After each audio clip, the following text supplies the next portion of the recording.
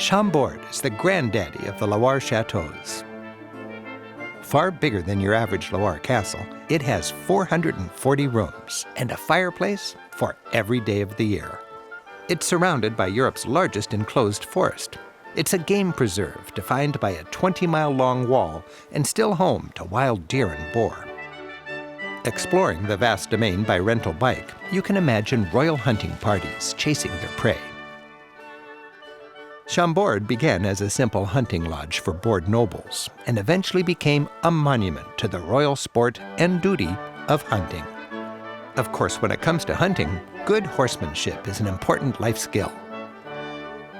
Throughout the region, it's not uncommon to see horses prancing and dancing. Starting in 1519, the French King Francis I had this royal retreat built, employing 1,800 workmen for 15 years. Francois I was an absolute monarch, with the emphasis on absolute.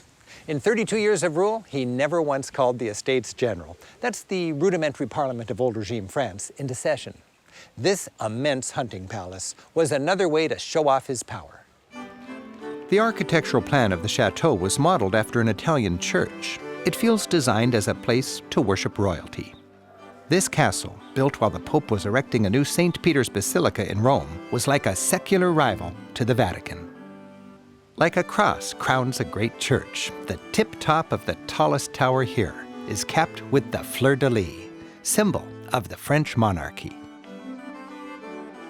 Each floor of the main structure is the same. 4 equal arms of a cross branching off of a monumental staircase, which leads up to a cupola. Grand après hunting parties were held under these fine barrel-vaulted ceilings. Constructed for Francois I, his emblem, the salamander, is everywhere. The hunting theme carries on throughout the palace. This room features paintings and trophies from Chambord's illustrious hunting past. Typical of royal chateaux, this palace was rarely used. Back then, any king had to be on the road a lot to effectively exercise his power.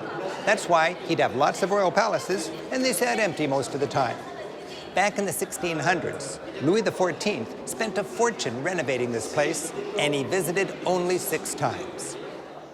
Touring the lavish apartments of various kings and queens, you notice everything inside was designed to be easily dismantled and moved with the royal entourage. Because French kings moved around a lot, the entire court and its trappings had to be mobile. A royal chateau would sit cold and empty for 11 months out of the year, and then suddenly spring to life when the king came to town.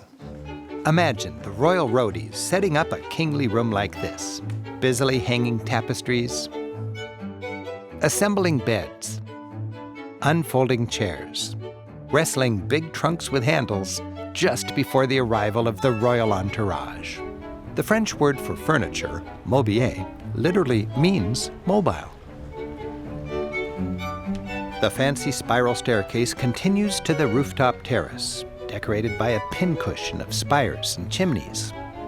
From here, ladies could scan the estate grounds, enjoying the spectacle of their ego-pumping men out hunting.